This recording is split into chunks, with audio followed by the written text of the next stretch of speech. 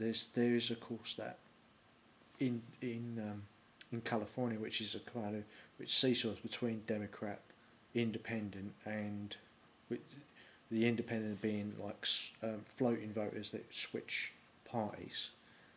They switch often between a Democratic legislature and having a Republican governor like Arnold Schwarzenegger, who doesn't really fit into Democrat or Republican. He started in free market Austrian type economics, and he's moved more and more and more to being a pragmatist, using the social market even, to some extent, but being kind of strong on defence, but being more sort of libertarian on the social issues.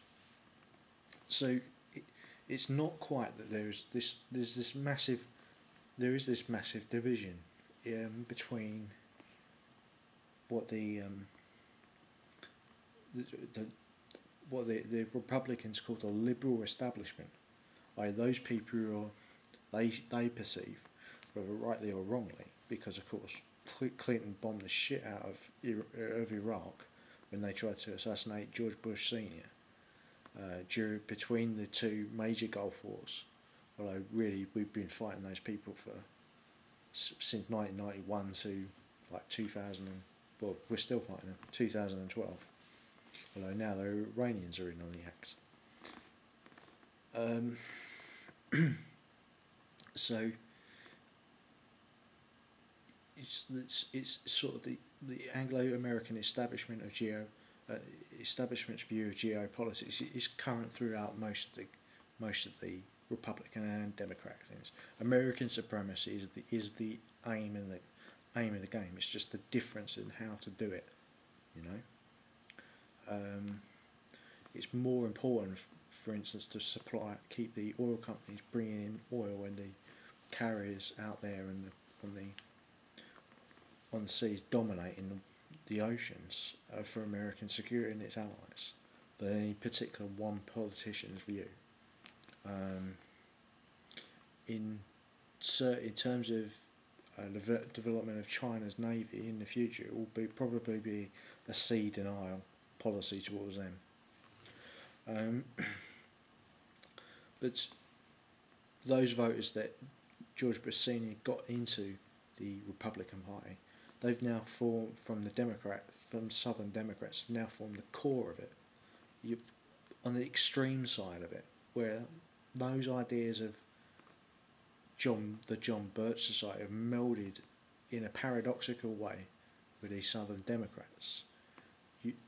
They're arguing for low taxation, but they want big military Keynesianism projects, a massive amount of funding for the American military, and yet they also want some sort of free market, free-for-all in terms of law suits for payment protection. So you've got the ridiculous situation of massive amounts of money going into the industrial media and military complex from government and from private and from corporations, which have one foot in government and one foot in the private sector. The other thing is that you've got speculators and law firms putting so many different facets into the contracts that it's sometimes cheaper for the Americans to make a plane and fly it to the desert and chop it up. It never gets into the hands of the US Air Force. It's sort of self-defeating, really. But that's the problems of the Republican Party are being reflected increasingly in this kind of malaise that's in America.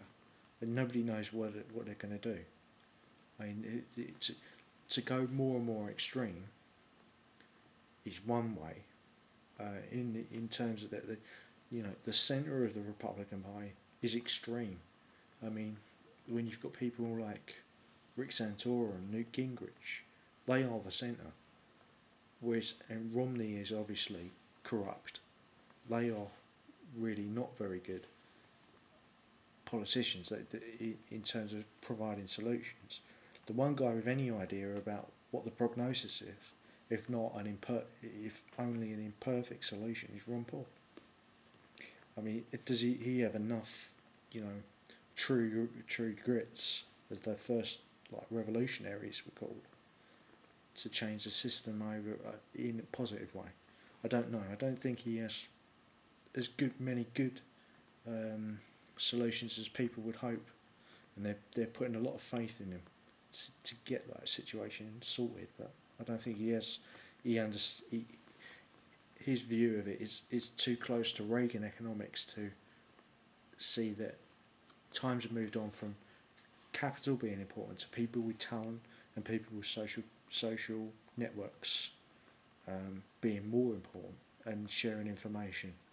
And that's why I talked about that in my solving that problem by using the cooperative model, which I don't think many sort of mainstream Republicans are going to accept, because they've got vested interests against that kind of thing.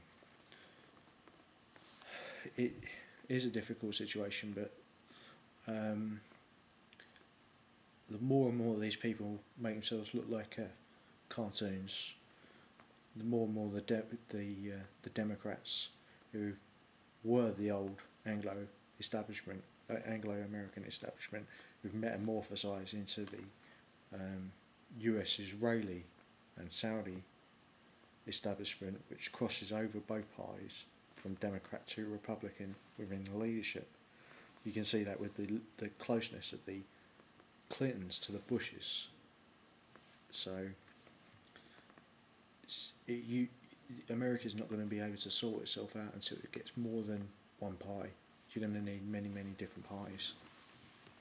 Thanks for listening.